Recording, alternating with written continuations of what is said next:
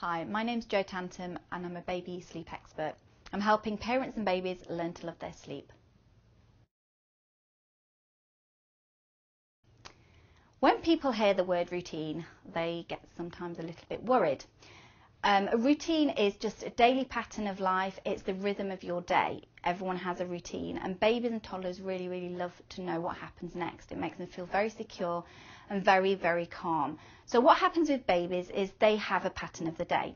Sometimes when you're within your baby's day and everything's going all messed up, you actually can't see a pattern. But if you write a log of your baby's feeding and sleeping times, and you do this for about 3 days and have a look at what you've written down, you will actually see that your baby's getting tired at the same time, they're getting hungry at the same time, and so that's their natural pattern. So what then you can do is tailor make a routine just for them.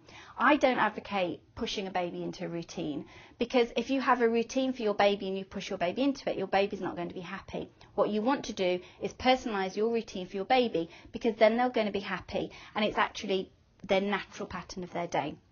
For example, a newborn baby is going to feed around every 3 hours. Sometimes it'll be 2.5 hours, sometimes it'll be 3 hours. And also lots of babies also go through a growth spurt. So your baby will go through a growth spurt around 6 days, around 2 weeks, and then every 2 weeks after that. And at 6 weeks, there is quite a big growth spurt. And then your baby will want to feed more often.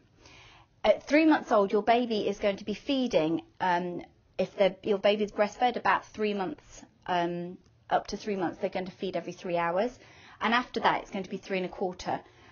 They're going to be tired after about every hour and a half. So have a look for your baby's tired signs. Your baby's tired signs are going to be rubbing their eyes, they're going to be rubbing their ears, they're going to be staring into space, and they'll do a short, sharp cry. This is an indicator that your baby's tired, so take them up into the nursery and help them settle for their nap time. You'll know that you've got it right because your baby will fall asleep really easily by themselves within a few minutes. If your baby's overtired, that's when you get into the problems of trying to settle them and they won't go to sleep, and then you start having to rock them. So if you have your baby's log and you have a look at their feeding patterns, then you can put your baby into the feeding pattern. And then as your baby gets older, obviously they'll need less feeding, so there'll be long spaces between feeding, and also they'll need to have less sleep.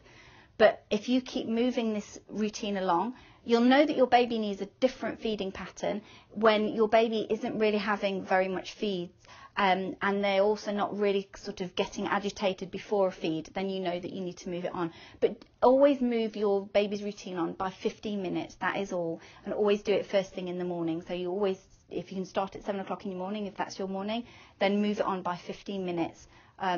So you have set times within the day that your baby's feeding and sleeping. That makes you more confident, and it also makes you understand more about your baby, because you can communicate with your baby. When your baby cries, you can understand that it's either because they're tired, they're hungry, and also then you can also put into perspective things like nappy changes or if they're too hot or too cold. So that really makes you understand and communicate with your baby.